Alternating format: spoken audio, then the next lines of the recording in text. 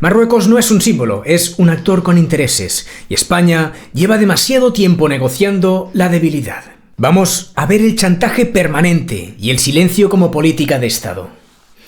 Marruecos no es un tema de tertulia, Marruecos es una realidad geográfica que no se puede apagar con el mando a distancia, una sombra al otro lado del estrecho, que a veces parece un vecino y otras veces parece una llave inglesa apretando una tuerca.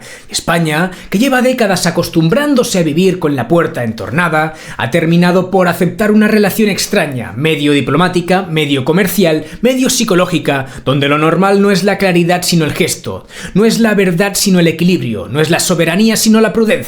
Esa prudencia que aquí siempre se pide al ciudadano, pero casi nunca se le explica al ciudadano.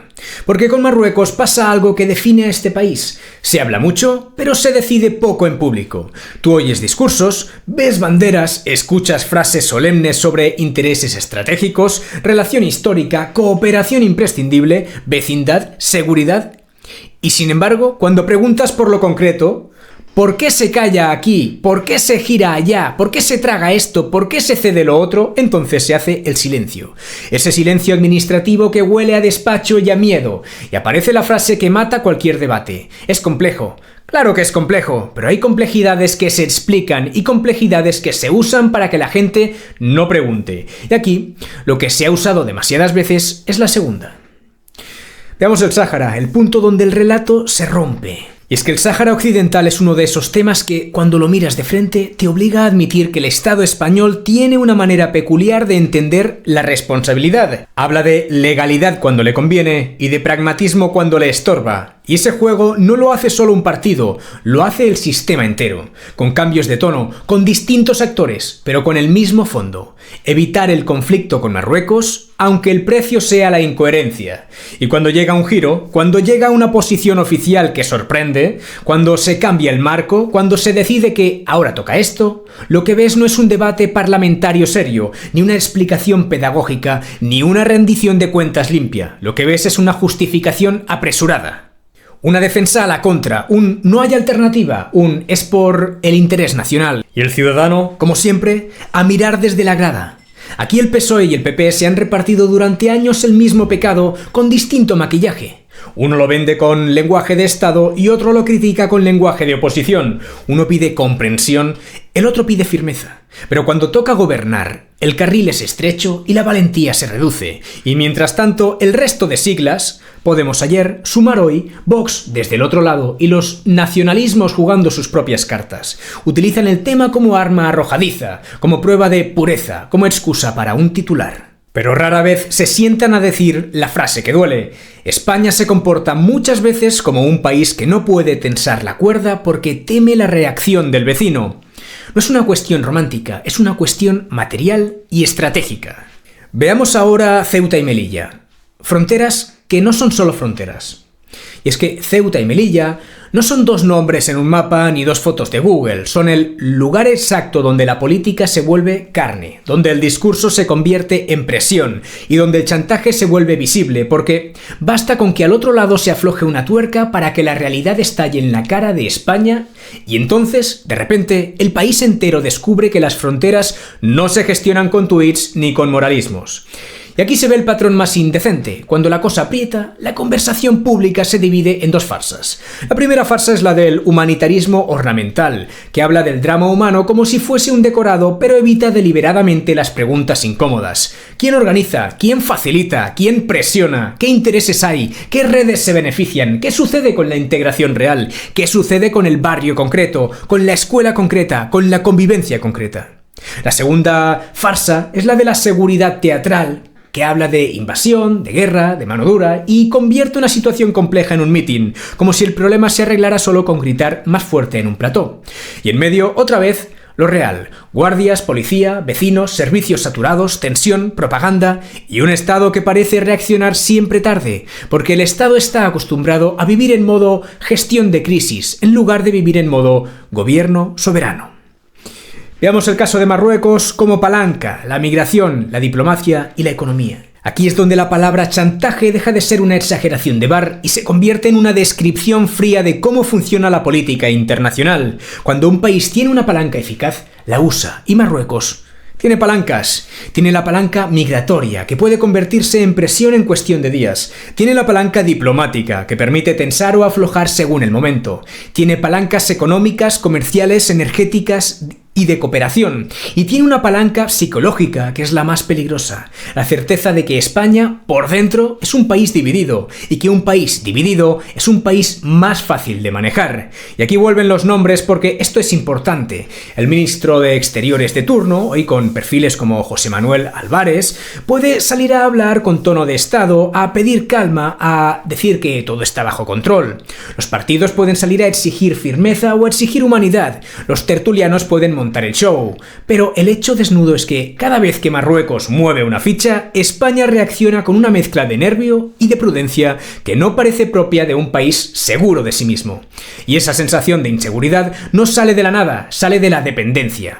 Dependencia de alianzas, dependencia de mercados, dependencia de equilibrios europeos, dependencia de una política interior que vive obsesionada con el titular inmediato. Por eso Marruecos no se trata con claridad, se trata con miedo a las consecuencias. Pasemos ahora a tratar de entender la doble vara española. Unos callan por cálculo, otros callan por cobardía. Así que vamos a ponerlo en el lenguaje que se entiende.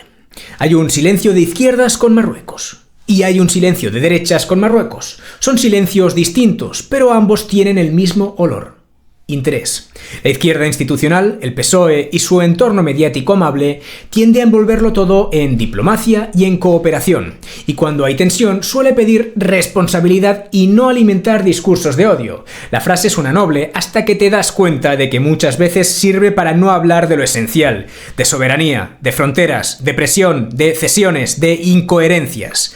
La izquierda más ideológica, Podemos, en su fase de potencia, y ahora Áreas de Sumar, suele caer en un vicio distinto, convertir el debate en un tribunal moral, contra España y Occidente, con un automatismo que evita mirar la realidad del otro lado, porque mirar la realidad del otro lado complicaría el relato. Y eso no es humanismo, eso es propaganda invertida. La derecha institucional, el PP, suele hablar de firmeza cuando le interesa apretar al gobierno, y cuando le toca gobernar o asumir responsabilidades, suele descubrir de pronto la palabra prudencia, porque en el fondo también conoce el carril y sabe dónde están los límites.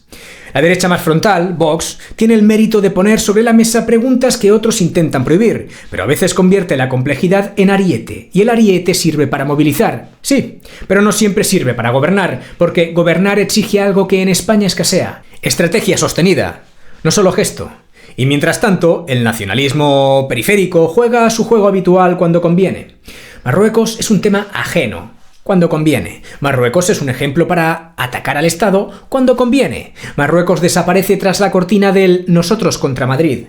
Por eso, al final, produce el mismo resultado. Un país que, en vez de hablar con una sola voz seria y estable en política exterior, habla con 20 voces histéricas, y el vecino aprende rápido a tocar el punto exacto donde duele.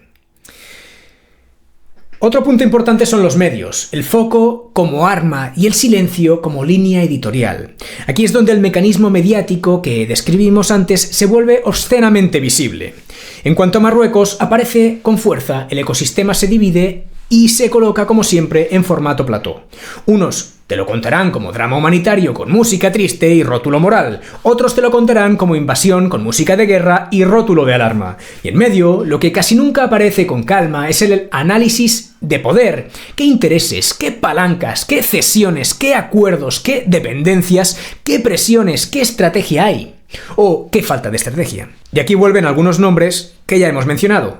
Verás a Ferreras fabricar clima, a Ana Pastor poner el marco, a Susana Griso marcar la emoción, a Ana Rosa repartir indignación según el día, a Vicente Valles ordenar el relato nocturno. Escucharás radios donde Carlos Herrera sube el volumen y donde Federico Jiménez Los Santos dispara al pecho. Verás a Iker Jiménez llevar temas que otros no tocan, pero también caer a veces en el espectáculo de la atmósfera, porque el espectáculo vende, y verás columnistas y tertulianos de un lado y de otro decidir qué merece lágrimas y qué merece desprecio. No es que uno mienta siempre y otro diga la verdad siempre. Es peor.